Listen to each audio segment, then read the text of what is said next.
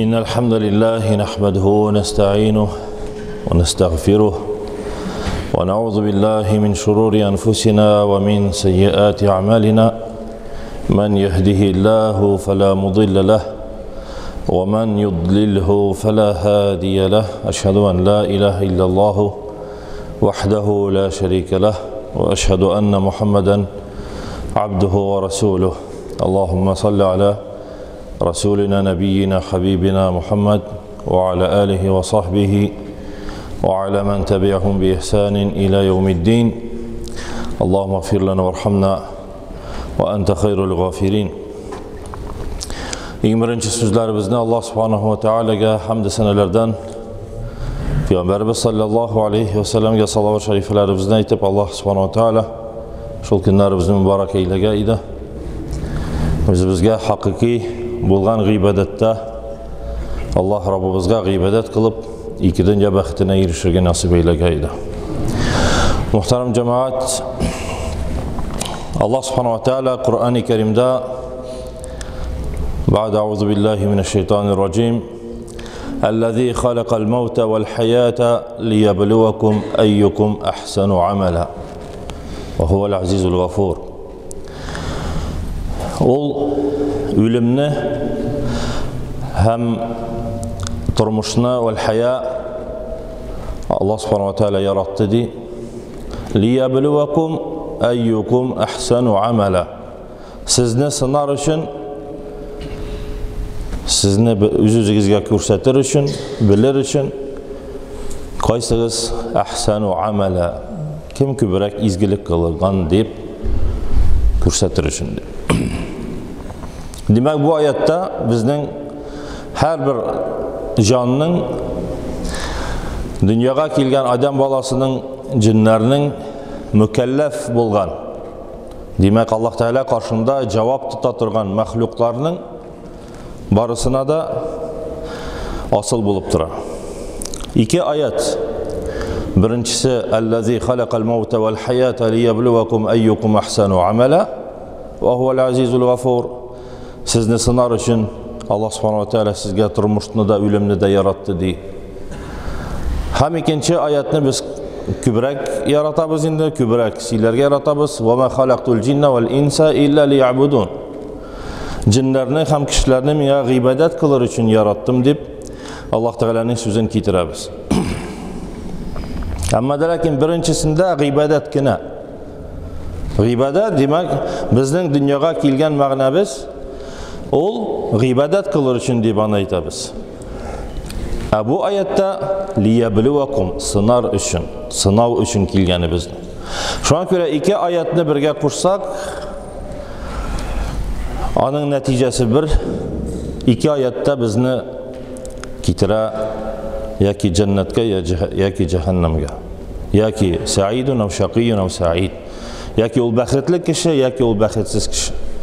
Baxtli kişi bilen baxtsiz kişi degan söz o kıyamet günü bilen bilgilenir. Kıyamet gününde ahirette, kıyamette kim cennetke layıklı bulgan kişi o baxtli bula, kim cennetten mahrum bulsa o baxtsiz bula. Şul ayetini tefsirli başlagaç liyabluwakum ayyukum ahsanu amala yaki gıybedet kılırga biz kelganimizni anlagaç nersesi ol gıybedet?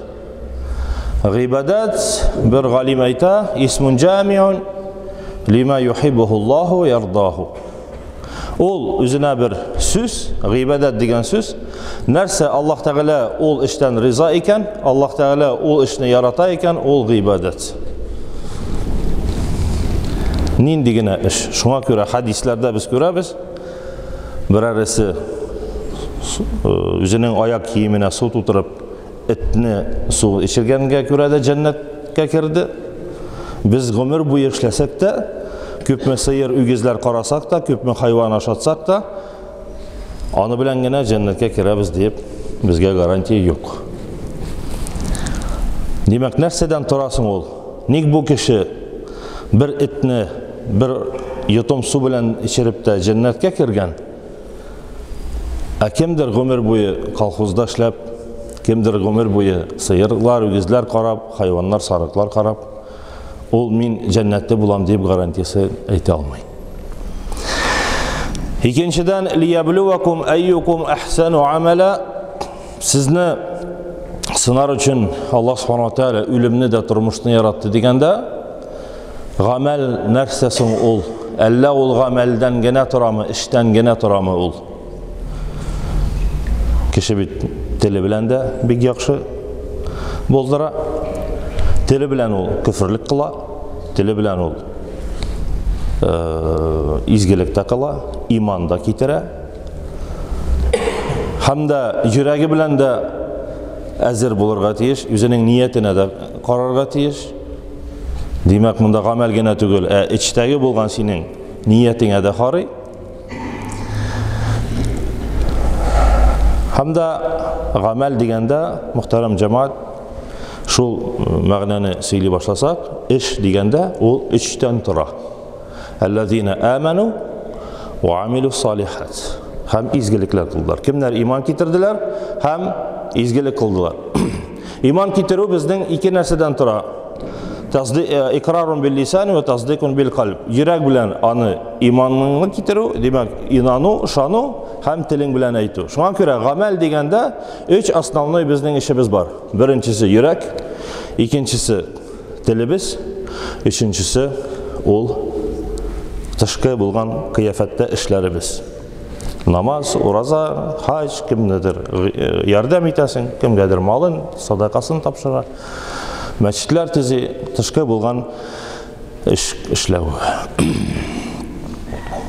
Мин үземнең сүземдә кыска гына тукталыр идем беренчедән телебездән, чөнки тел дигәндә ул тел мәгънәсендә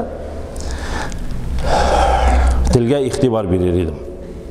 Әйттек инде, ул йөрәк ният белән, иман белән бәйле, телебез һәм тышкы булган хәрәкәтләребез. Ач туру, ураза тоту, намаз уку, хаҗ кылу, садакасын бирү, ярдәм итү. Тел турында сөйләсәк, мөхтәрәм җәмәгать, телне башласак, Аллаһ Субханаһу ва Тааля телгә бик зур әһәмият бирде. Телгә бик зур урын бирде. Телгә иманның яртысын бирде. Чөнки иман ул йөрәк белән инану, телең белән әйтү. Йөрәк белән инанып кына телең белән әйтмәсәң, иблис ташлай ук. Йөрәге белән ул фәрештәләр белән дә сөйләгән зат, Аллаһ Тәгалә белән дә сөйләгән зат. Ул йөрәге белән әлбәттә барчасын белә, әмма ләкин теле белән әйтми. Фиргаун да шулай ук. Үзенең йөрәге белән аңлый иде. Муса алейхиссалам ул Аллаһ Тәгаләнең илчесе, пәйгамбәре дип, әмма ләкин теле белән әйтмәде. Әбу Җәһл да шулай ук. Йөрәге белән мин беләм ди, что Мухаммад ул пәйгамбәр. Просто әгәр дә мин телем белән әйтә күрсәм ди, әйтерләр ди, Хашимнардан бар пәйгамбәр, ә безнең кавымыбызда пәйгамбәр юк дип, шуны мин кабул итә алмам ди. Әбу Җәһл дә йөрәге белән аңлый иде, белә иде. Пәйгамбәрбез саллаллаһу алейһи ва саллям дәдәсе Абу Талиб та пәйгамбәребезнең пәйгамбәрлеген йөрәге белән кабул итте, анарга гомер буе ярдәм итте, әмма ләкин теле белән әйтмәде. Һәм пәйгамбәрбез саллаллаһу алейһи ва саллям аны үләр алдыннан шул шәһадәтеңне генә әйт, мин шәфаатымны кыла алырмын ди. Юк, теле белән әйтмәде һәм мөшрикләрдән китте. Шуңа күрә бик күп без таныган, без белгән кафирләр, имансызлар, алар йөрәкләре белән Аллаһ Тәгалә каршында белә иделәр, аңлый иделәр, аны кабул иттеләр. Әмма ләкин төрле сәбәпләргә күрә Фиргаун үзенең дәрәҗәсен югалтмас өчен, Әбу Җәһл үзенең кавымында бер дәрәҗәсен югалтмас өчен, Абу Талиб үзенең әтиәниләренең хөрмәтен югалтмас өчен, төрле булган безнең күз каршыгыбыздагы булган кафирләр, алар барысы да йөрәге белән кабул иттеләр. Фиргаун хәтта сихерчылар, бүтән калдуннары Муса алейхиссалам каршында аны җиңә алмагач, аларны баганага асырга кушты. Ла усаллибаннакум аҗмаин. Бөтен сихерчеләрне асты, ә Муса алейхиссаламны тимәде. Әгәр дә ул чыннан да чин кафир булган булса иде, ул сихерчеләр белән үзенең уйлавы буенча сихерче Мусаны да таккан булыр иде. Әмма ләкин ул белә иде, Муса алейхиссалам ул пәйгамбер, ә булар сихерчеләр дип. Әмма ләкин тел булмаганга күрә, алар имансыз сафында bu dünyanı taşlap gittiler. Allah subhanahu wa ta'ala til degende tilge en zor zikrini, Kur'an okunu başladı. Allah Teala özünün sözün tilge tapşırdı. Tilimiz bilen Kur'an okuyuz. En bulgan duanı tilimiz bilen kılabız. En bulgan asıl ibadetlerin asıl. Muhterem cemaat, şuna göre Allah subhanahu wa ta'ala tilge köp ehemmiyet berdi jingillik yağından. Zor bik cavaplılık bolgan sevaplarını da berdi, imanın yartısını berdi, Kur'an okunu tilge berdi. Allah Teala'nı zikir etti.